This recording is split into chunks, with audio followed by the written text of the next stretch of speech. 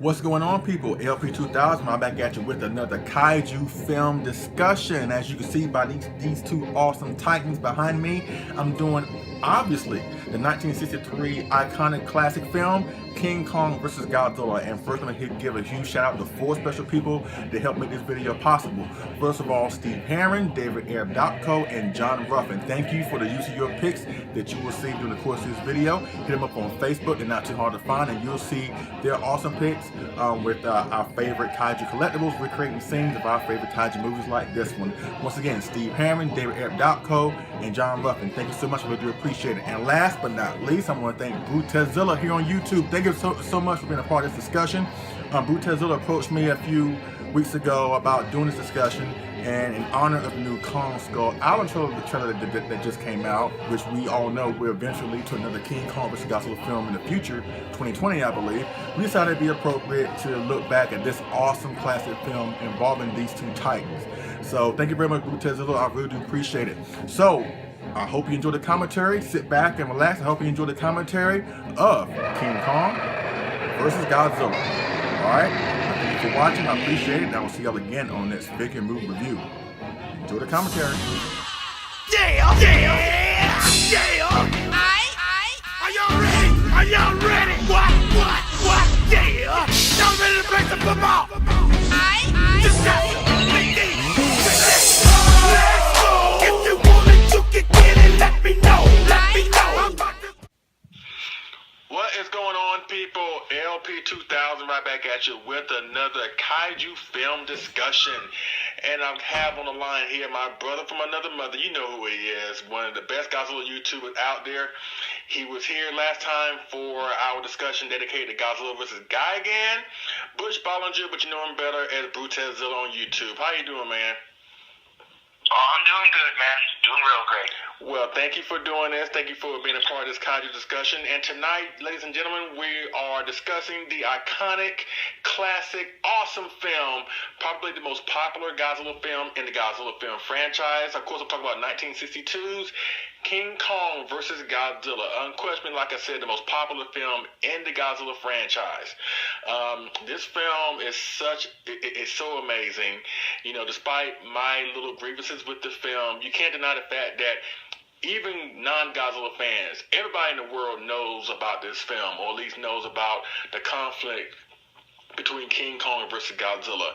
So in honor of the new Kong Skull Island trailer that just got released a couple weeks ago, which we know that this will branch off into a future King Kong versus Godzilla film in the year 2020, I believe. But I figured that, that it'd be appropriate to have this Kaiju discussion dedicated to this campy, awesome, fun film. And basically the format is how it was the last time with our discussion of Godzilla vs. Gigan. We'll talk about our likes, our dislikes, how we come to saw the movie for the first time, and just some other things that we'll throw in there to have a great discussion. So first question I want to ask you, Brutazilla, when was the first time you saw King Kong vs. Godzilla, and what impact did it have on you as a Godzilla fan?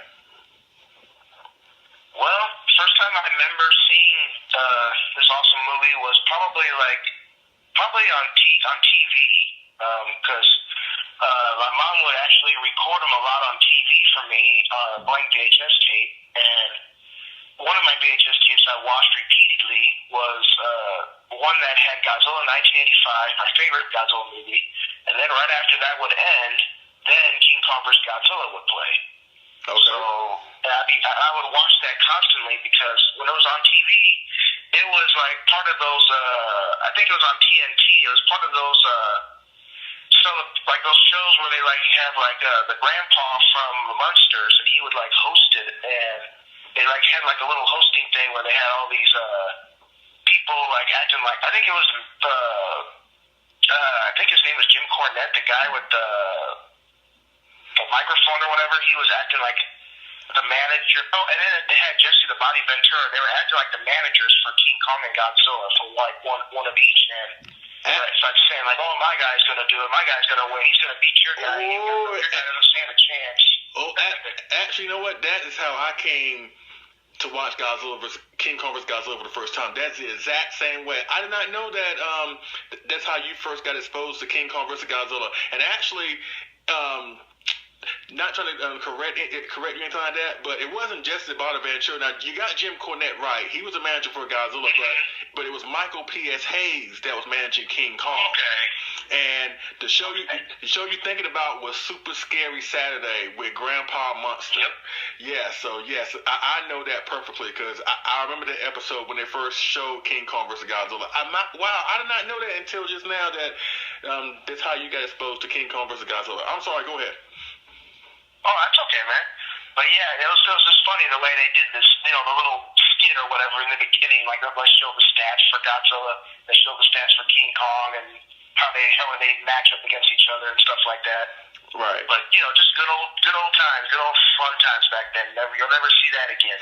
You ain't lying, and that's what just so sad, but also I think that it's going to be a good time, because with the new King Kong vs. Godzilla film that's coming, now we're in an era where we get to experience what it's like to have a film like that come out, because back then, in 1962, we were long.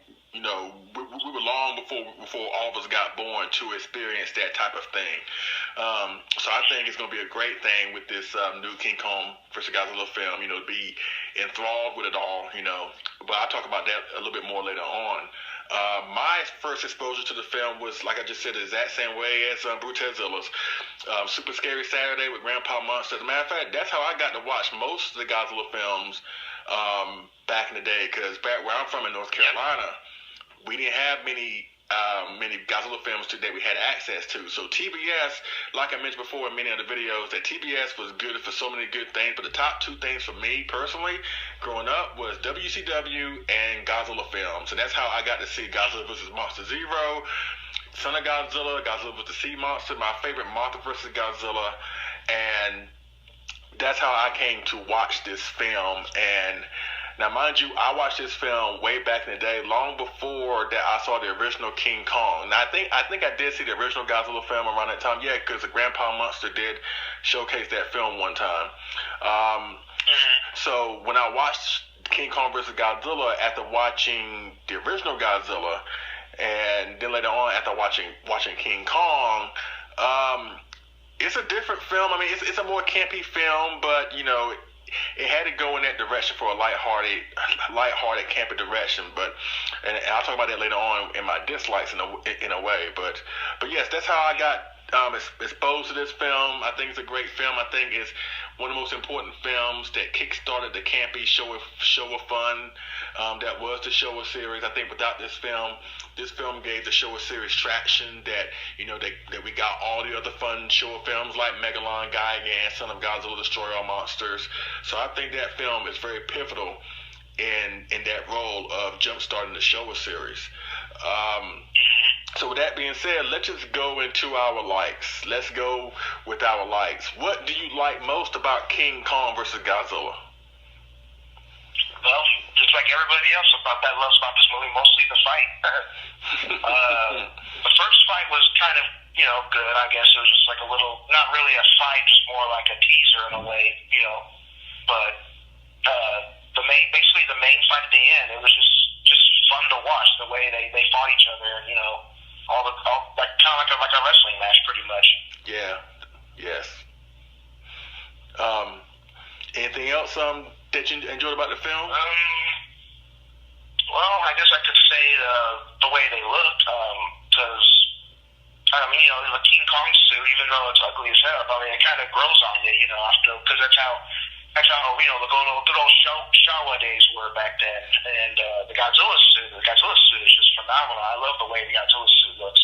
Yeah. And then I loved how he was like kind of cocky in the movie, like when he thought he was kind of superior to Godzilla, and he'd do that infamous Godzilla clap or whatever with his claws or whatever, which you never see again in any other movies. And I love the song, the King Kong native song. Okay. That's a really catchy song. I like that. Yeah. Okay. those are also are some great aspects to love about the film. For me personally, I feel the same way. I love, first of all, Godzilla. He's awesome in this film, in performance as well as the way the suit looked. Now, it's a departure from the 54. This time, especially now that we see what Godzilla truly looks like in color, it was refreshing to see what his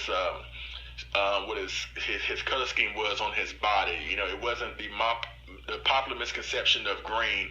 It was just like what we normally see on our figures today, like a dark charcoal gray, or in this case, in 62, kind of like a light green mixture of charcoal gray in there, with the bone white of the dorsal plates. And I like how he has a more of a dinosaur and reptilian look in this film, because they dropped the ears and they went down to 3 toes with this suit in comparison to the previous 2 suits. So in this one, he looks like a straight up like a bully, but a bully monster. That's what he looks like. Where I would say that the first 2 suits look more prehistoric, which was kind of like the tone of the films to begin with.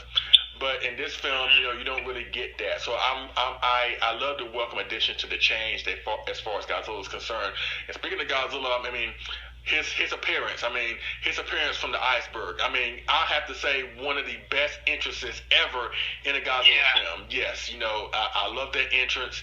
Even the scene that leads up to it with the submarine crashing into the iceberg, and then he just breaks open.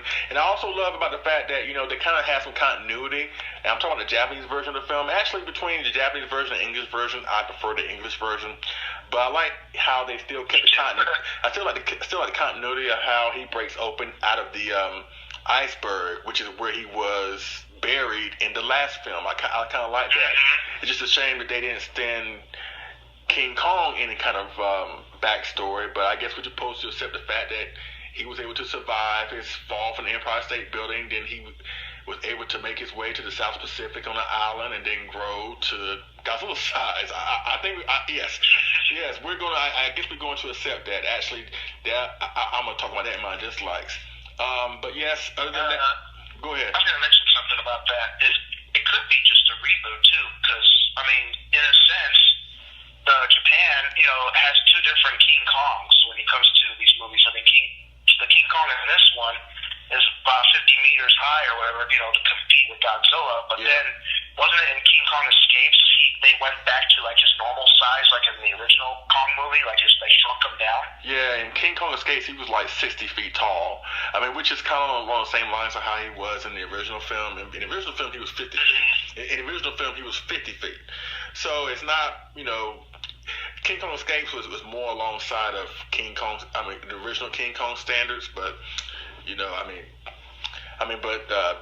that's choppy as far as Toho's history with King Kong. I think they were just happy to have King Kong under their belt to make a movie with him, because they were really, really happy to make this King Kong versus Godzilla film as well as King Kong Escapes, because the original treatment for this film was King Kong versus Frankenstein. And the idea was the people behind the original King Kong and Son of Kong and Mighty Joe Young, they want to have a film where actually called King Kong meets Frankenstein, where King Kong will fight this monster that was sewn together from various parts of African animals by Dr. Frankenstein, and he would become the new Frankenstein, a giant Frankenstein. But they wanted to have it done with stop motion, the same technique that he brought the original King Kong to life. However, they tried to pitch it to studios, but the studios at the time deemed that it was too cost effective to get it done.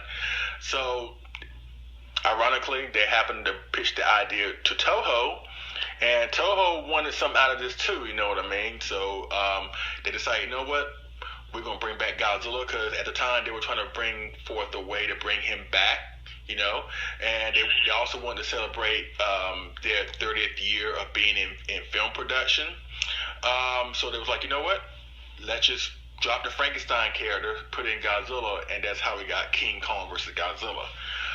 So that's the backstory behind it. But to finish up my lights, I'm sorry if I'm rambling here. But besides Godzilla, his appearance, his look, I love the fight scene, and I love how both monsters were protected in that fight scene, even though King Kong won. The fight scene was just one of the best fight scenes ever in a kaiju film. You know, I mean, they both beat down each other. I can't say one was more superior than the other one, even though King Kong won. And I love how they shot the fight scene, and I love how they shot the ending of the fight scene, because even though King Kong was officially the winner, and I've said this before in other videos, it's really up to your imagination what really happened, because, you know, we know what happens. They both fall into the water, and an earthquake happens, and then Kong rises from the ocean. He swims away, and Godzilla disappears. He vanishes. I mean, he's nowhere to be found.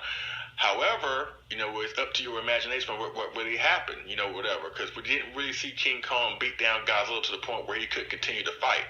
So, and we also know that Godzilla can live underwater as well. So I think it was a situation where, you know, they were battling underwater. They got separated due to the earthquake. Godzilla went on his way. Of course, Kong can't survive underwater, so he went swimming his way, and that's how it ended. You know, just because we didn't see Godzilla anymore doesn't necessarily mean that he lost the fight. But they had to make King Kong the winner because, you know, I think they wanted to please RKO and who had the rights to King Kong. And of course, Godzilla was the villain, and King Kong was a bigger draw, so that's why they had King Kong won. But other than that, those are my lights with the film. So, I want to say a couple of things before we moved on. When you were saying like how you thought like about your opinion on like how Godzilla and King Kong, like maybe like one wasn't superior, like they weren't superior to each other, like one wasn't superior to the other.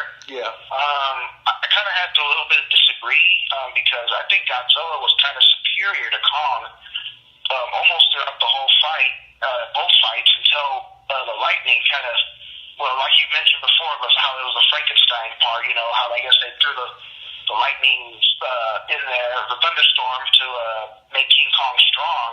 That's when I think King Kong actually had a little bit of an advantage, and Godzilla was like, you know, like, oh shit, you know, I can't really take him lightly anymore. So that's when Godzilla was starting to lose because of the lightning, giving King Kong all this strength, because every time he touched him, it shocked him real bad.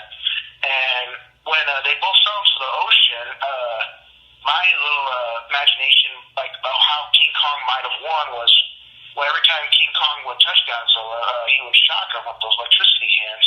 And when they went to the ocean, I think since King Kong was like, you know, holding on to Godzilla, it pretty much shocked Godzilla underneath the ocean, probably in a way kind of, you know, KO'd Godzilla. And then Kong's like, oh, now's my chance, so I can swim away, you know. And you know what? That would make the most sense. That would make the most sense if Kong did that and was able to shot Godzilla and just like maybe knock him out, or just leave him like comatose or whatever.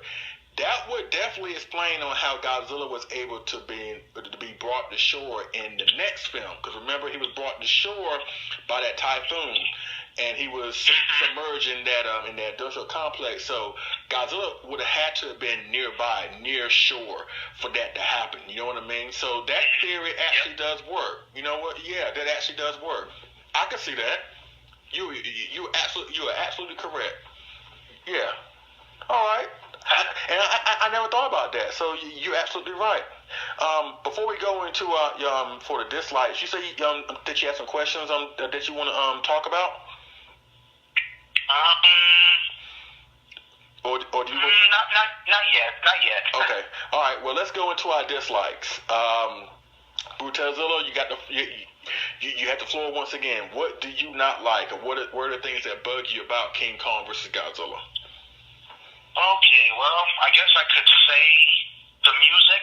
Now, even though we all grew up, you know, us Americans pretty much all grew up with the American version of King Kong vs. Godzilla, and then to find out, like, you know, there's two versions of it, the Japanese version, where it contains all of the, you know, the Akira Ifukube music, which it has the King Kong vs. Godzilla theme song in there. when they fight. That's kind of a dislike for me when it comes to the American version, because I wish we would have gotten that music, even though we did get the King Kong native island music when they put him to sleep. We got that, but for some reason they didn't transfer that music over, and we got nothing but like stock music, which I heard a lot of that music came from like other Universal movies, including the Creature from the Black Lagoon. I remember watching that, and the music in that was was familiar, and I thought, oh, that's from King Kong vs. Godzilla, so I guess that could be a big dislike, like when it comes to that, the music. I wish we would have gotten the Japanese music better, but growing up with the American version, doesn't really. I'm used to it pretty much. And let's see, what other dislikes? Dang, I can't really think of any dislikes besides that. Even though we all pretty much kind of like seen the Japanese version, or bootleg or whatever, to see it, see what the difference is. But I got no other dislikes besides that. Okay. Well, I have a few. Why does it seem like every time we get these discussions, it's like you're just so positive, and I got to be the bad cop? Why do I have to be the bad cop? You know what I mean? It's like like the last one, guys. It was a guy again. You had very little to say about what you dislike about the film, and that's absolutely fine because I love that film too. But even though there were certain things I didn't like about it, but it's like we're always running into this problem. But you know what? We're just stating our opinion, folks. There's nothing wrong with having an opinion, so just don't come at me with pitchforks. But I do have some issues with the film. I'm gonna echo the same thing about what Brutazilla just said. The music is kind of lackluster in my opinion. Secondly, I don't like the look of Kong. This is like my least favorite look of Kong. I don't like the Kong suit. I don't like his face. I like his performance. I like how he's a killer. He's just violent and he's savage and he's brutal, especially when he's ticked off. I mean, I like that, his performance, but his look was just didn't do it for me. And I also said before, I don't like the comedy elements in the film. I don't like how they try to push too much comedy, especially when it came to the monsters. I've said that numerous times. Because like I said, I've seen what the original King Kong can do. I've seen what the original Godzilla can do. And you would think on paper, when you put these two iconic, basically in their original incarnations, they were brutal beasts, brutal creatures. You would think when you put them together on paper that we would have gotten something even more spectacular or catastrophic.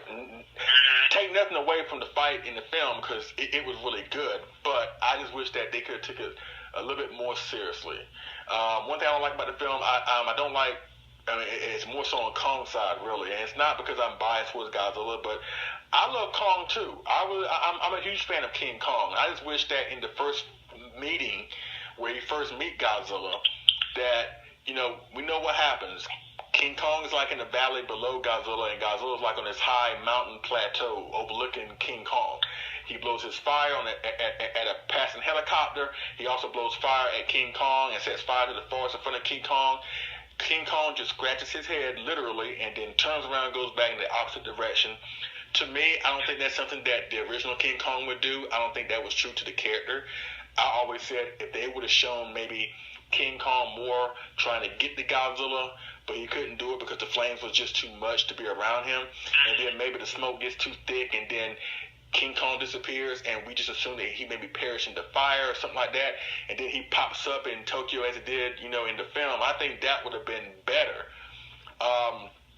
So those are my major grievances, but also my last major grievance with the film, even though I enjoy everything else, is the fact that sometimes, even as I'm getting older now, sometimes I want a story to be behind a conflict. You know what I mean? And it seems like there was never really a great story that brought King Kong and Godzilla together.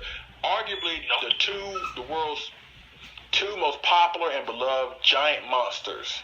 You know what I mean? And you would think when you bring these two together, there should have been a story that was better than what we got.